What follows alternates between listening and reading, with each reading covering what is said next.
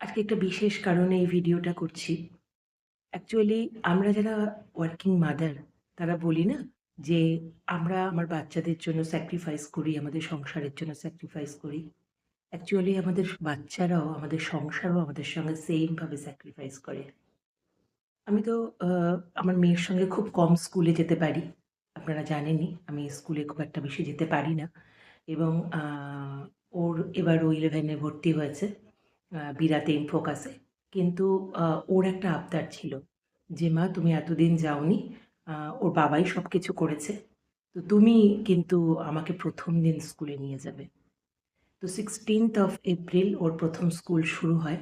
কিন্তু ওই দিনকেই আমার অফিসে একটা বিরাট বড় অনুষ্ঠান আপনারা দেখেছেন, আমি ভিডিও লাইভও করেছি।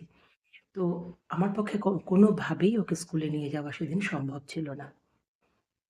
ও প্রচণ্ড কান্নাকাটি শুরু করে আগের দিন রাত থেকেই।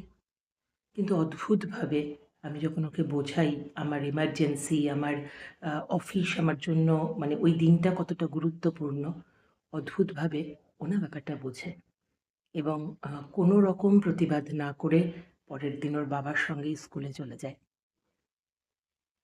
আমি এখানেই বলি, বাচ্চারা কথা শোনে না এটা ঠিক নয়। ওরাও আমাদের সঙ্গে মানাতে অভ্যস্ত হয়। পোস্ত সিনেমাতে একটা কথা ছিল না?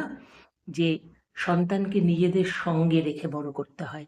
ওরা বাবা-মার লড়াই দেখে, বাবা-মার সংগ্রাম দেখে, বাবা-মার অর্থকষ্ট দেখে এবং সামাজিক চাপও ওরা বাবা-মার সঙ্গে নিতে পারে।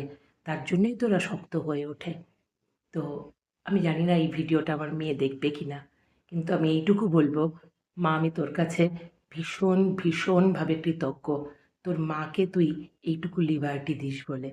এবং আমার মনে হয় প্রত্যেকটা ওয়ার্কিং মায়েদের এই একই রকম সমস্যা হয় এবং তাদের সন্তানরাও তাদেরকে এইটুকু লিবার্টি দেয় বলে তারা সুস্থভাবে সংসার সামলে, বাচ্চা সামলে তারা অফিসটাকেও একভাবে সামলাতে পারে। আমি শুধুমাত্র কৃতজ্ঞ আমার আমার মতো মায়েদের কাছে নয়, আমি কৃতজ্ঞ সেই সমস্ত ওয়ার্কিং মায়েদের সন্তানদের কাছে যারা আমাদের এই লিবার্টিটুকু দেয়। ধন্যবাদ প্রত্যেকটা আমাদের পরিবারের সন্তানদের যারা মায়েদের, বাবাদের বোঝে। Thank you.